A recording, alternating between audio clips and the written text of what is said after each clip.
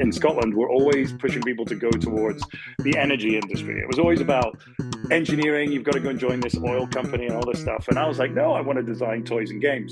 Today on Time We Discuss, I want to welcome Dougal Grimes, and it's time we discuss what it's like working with product design. Dougal, thank you for joining me today. Thank you for having me. This is great, exciting. Absolutely. So this is going to be cool. We spoke. I spoke with Devin Lucas about almost 2 years ago at this point. She was on the show, Yeah. and she talked about board game design and writing for it. Really, really cool. We're going to kind of pick up probably where she left off in a way. So let's talk about it. Mhm. Product Yeah. design, games, wherever you want to take us.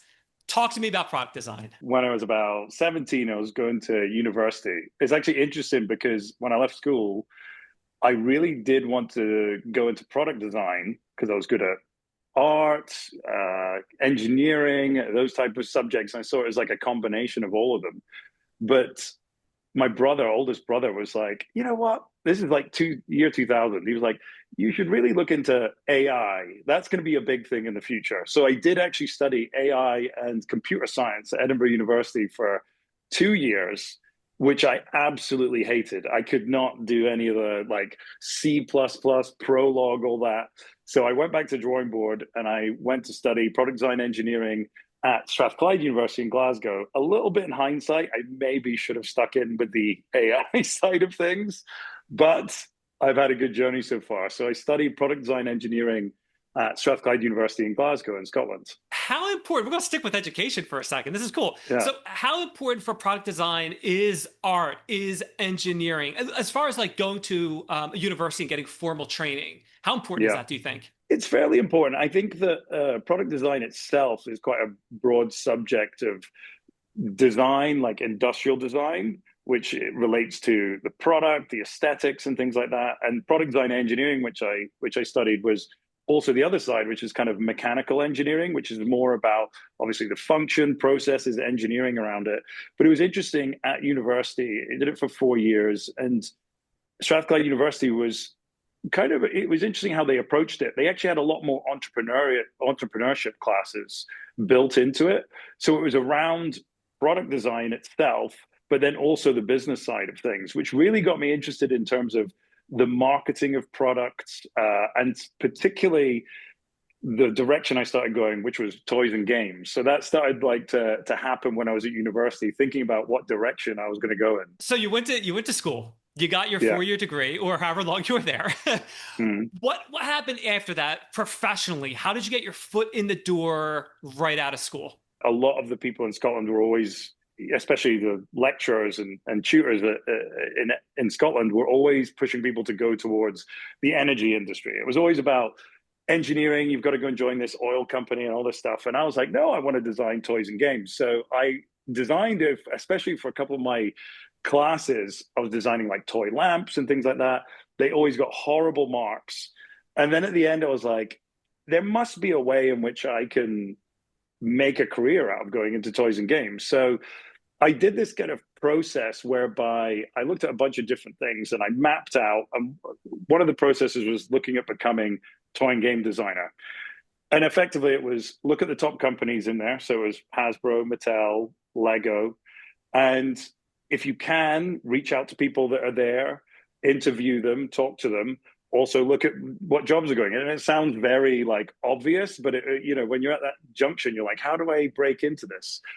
And it just so happened that Hasbro, who had a London office, were doing a tour around universities and they were doing a graduate training program in marketing. And they weren't coming to Scotland. So they actually went to Nottingham and I took the train down. And just by chance, I got there late, met with the director of marketing for the UK, who gave me a lift back to the train station. We talked about Led Zeppelin the whole time. But he was like, look, it's a marketing graduate training program. You come from design, but I think you should apply anyway.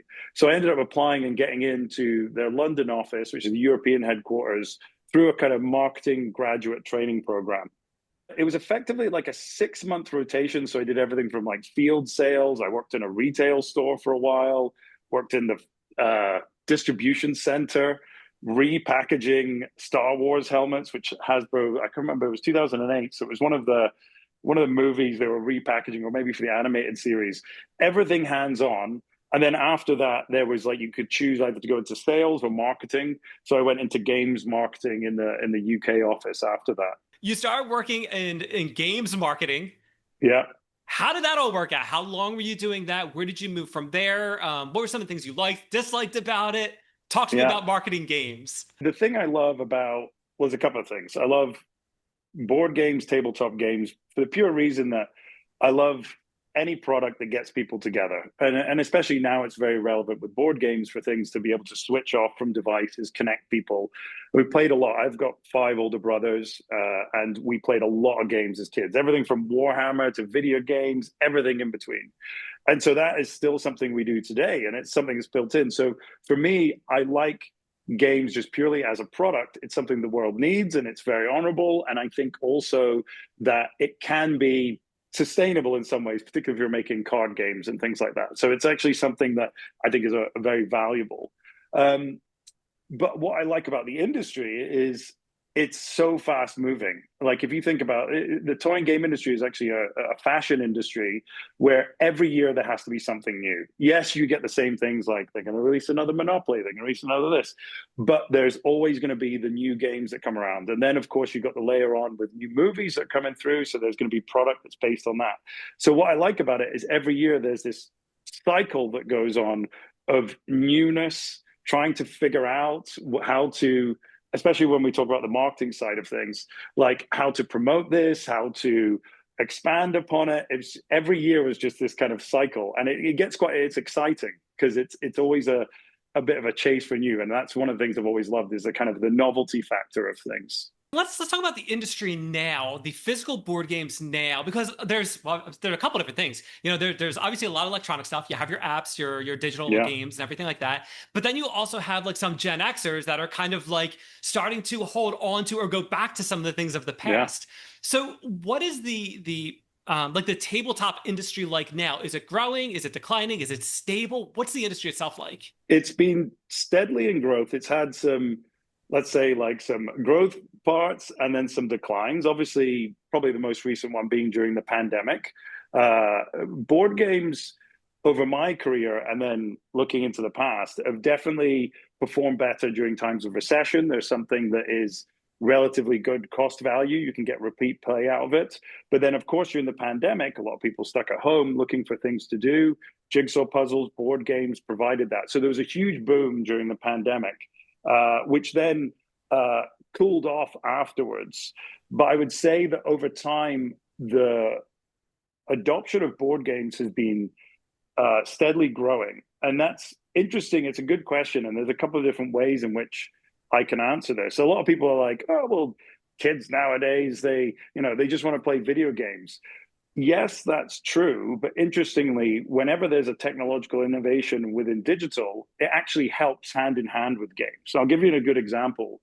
In 2007, when the iPhone came out, obviously with the iPhone came a lot of casual games. You had things like Candy Crush and all these type of games.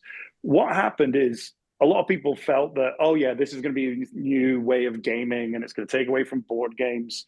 You had these two things that happened. You had more people playing games, casual games, and then deeming themselves as a gamer. They were playing these and going, oh, I like games, I have fun.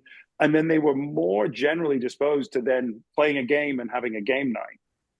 And then you have this sort of corollary effect of screen time and people conscious of how much time, everyone does this. You go down a rabbit hole on YouTube or Instagram, and especially young parents or parents now realizing we want our kids to not be on screens. So then you have this kind of like really interesting balance of people who are now more playing games. And then you also have a balance of people who are wanting to switch off from devices, and board games have provided a really good face-to-face connection. And I think over the past 10 years, it's just exploded. And I could talk to you for a long time about that, but I'll pause there. But I think it's been a really good confluence of more of nerd culture, geek culture, people growing up with games, more people wanting to switch off, more people wanting to connect face to face. So it's been an amazing past 20 years of growth within the industry. A lot of times before I go to bed, I'm usually the last one to go to bed here. And a lot of times it isn't uncommon for me to whip out a deck of cards and I'll do like an old school freestyle game. and I'll play one round of free cell, I put it away, and I go to bed. That's like my Yeah, routine right now. nice, So, nice. so talking about getting away from the screen and going back to the physical, that's kind of like the one thing that I Yeah, do. yeah, that's great. Good routine. Yes. So if someone wants to get into product design, what do you think is the best way for them to get into this? Is engineering a good way? Is art the better way? Um, does it matter? Is it more about just getting your foot in the door somehow, any way? What Mm. is the best way for someone to try to get their way into this industry? It's a great question. I think there's a couple of routes. Obviously, the route that I took was, I studied with it, college or university, studying behind some of the principles from that. And that not only affords you like, especially understanding some of the tools. And at the time I was doing it, there was things like, CAD was growing, Rhino 3D and things. So understanding some of the tools, but the methodologies and learning those, I would say there's probably just as equal an opportunity to be an apprentice and work for a company that is able to instill those abilities in you. So doing work experience, understanding the tools, digital tools or otherwise, physical prototyping, and understanding the methodologies that go into developing a product. So I think there's a few different ways, and I think now a lot of employers in this area, the area that I'm in, of course, where I worked for companies such as Hasbro, mass markets, manufacturers of toys and games, they have design teams. And so they are looking to employ people that have that training, especially if they're new or have had experience in doing that and helping build out products to the specifications you need to do to send it to a factory to get it made and things like that. But so there's probably two paths of in terms of training, which is, your academic way. I would say that there probably most likely as well is ways where you could do it on the job and understand it and do the training and then go into it through that. But then in terms of like product design of, let's say, commercial products, I'm in the toy and game industry. There's plenty of other industries, pet industry, homewares, fashion, all these different types of products that go with it. And either they will work with, they'll have their own internal design teams, which they'll employ for, or there might be external agencies of which will just be product design specific that they will employ and work with as well. So there's a couple of different routes that you can go. Sticking with the game industry, one thing you mentioned, I'm so glad you mentioned this. You talked about teams. So I'm in the web world. So my team has designers, front end developers, Mm. back end developers. I might have a SharePoint developer. I might have a support person. When you have these teams that are doing product design, are they each person, they have their own specialty, or is it they're all quote unquote equals? How does that team actually break out? Depends on, I'll give an example of my experience. I'll use the time I was at Hasbro. I'd moved to the US. I was managing the party games business as the director of product design. Now, in our team, we had different specialists as product designers, game designers, copywriters. So if you take, for example, what we were making was, let's just say, for example, a game like Trivial Pursuit, box, cards, the content. There are new games that could be a trivia related where you need a product designer to think about, okay, is there an interesting timer in this? Are we doing a different type of sand timer, an electronic timer? That needs to be designed. Or the difference in the game could be you come from a creative writing background and you're designing the game through the rules and the writing as well. And then there was another gentleman on our team who'd come from the Rhode Island School of Design. He'd come from fabrics and fashion. So he was, very skilled in terms of plush and making, fabrics and sewing them together. And there was a few games that, I don't know if they made it to market, but it might have had a wearable on it. There was one that we had, actually made it release. It was called Awkward Hugs. And it was like a belt that you put around two of you and you had to answer a question and get them right at the same time to be unlocked from it. So it was an interesting concept, but he was great for it because he was a product designer, but he specialized in the area of fabrication and making those. So his abilities really lent towards that. Whereas you have games where there's might be a product designer, but they're also a creative writer. They were led more into the rule set and creating something that was around the content as well. So within a team, within my industry, you can have a lot of different style of product designers that have different specialties that you can use to create something. It's funny. I am 99% sure that Devin also mentioned Awkward Hugs, and I'm pretty sure she said that was one of her favorite games. I can't remember her role if she was actually involved with it or is a game she stumbled across and just really enjoyed it. But I'm like 99% sure we spoke about that. Yeah, yeah, I think that was one of her favorites. She definitely worked on that one. You talked about different locations. I know you're in Brooklyn. You talked about London. How important is it if someone wants to get into, and again, we're going to stick with the game industry, okay? Yeah. How important is it for someone to be in a major metropolis area? Can they be anywhere and work remotely? What are the limitations geographically speaking? It depends on obviously what we take about product design and developing products. It depends on what it is you're making. And I would say that, especially now post pandemic, it's more often that people as teams can be remote or a hybrid, which is fantastic. You know, people can work from home, balance their work life together. A lot of the time, if we take like toys and games, a lot of what we do, of course, is developing product that is for people to be together. And so for a lot of the teams, if you're testing, you're looking at prototypes, you need to be together with in terms of a physical location and testing these products.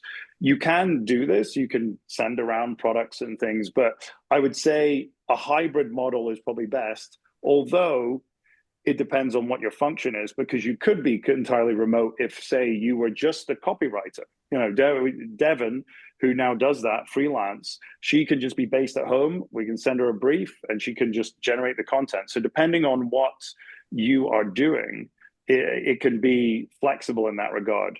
Now, to the question about major metropolitan areas, of course, like a lot of the companies will probably have a base or a hub around these major areas, and they'll do so because they want to try and capture talent. It's a hub that's easy for people to visit. There'll be other companies, their partners that will be there, and so there is a general overspill from that as to why it's important to be in those areas. But I would say it's starting to become less so, particularly again because of remote working and hybrid working within the pandemic. For me, you know, coming to the US, the reason for that was because the companies that I worked for and potentially could have worked for, like the Hasbro, Mattels, they have their big global hubs within the United States.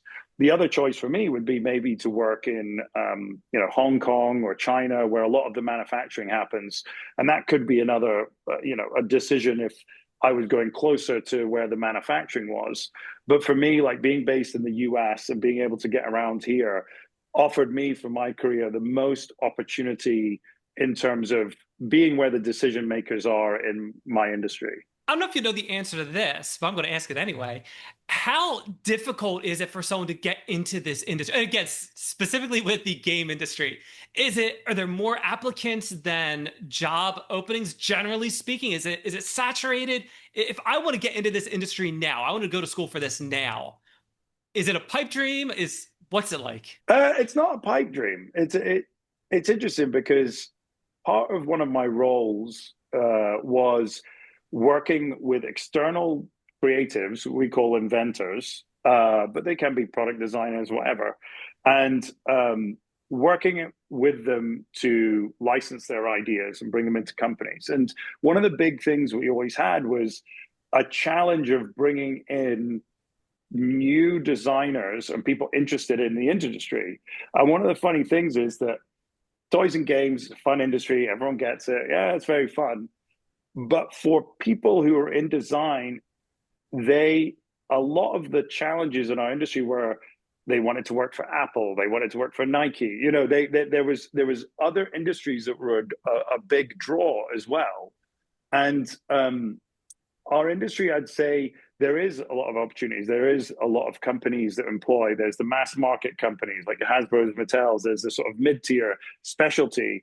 There's also the route now, particularly because of crowdfunding, AI tools, direct to consumer. a lot of people, if you're designing, you can actually create something, particularly like a card game, for example, very low complexity. You're able to get it manufactured yourself. You can maybe even get it crowdfunded. You can invest in your first run. You can sell it yourself. You can set up a Shopify and do that, and you can market yourself.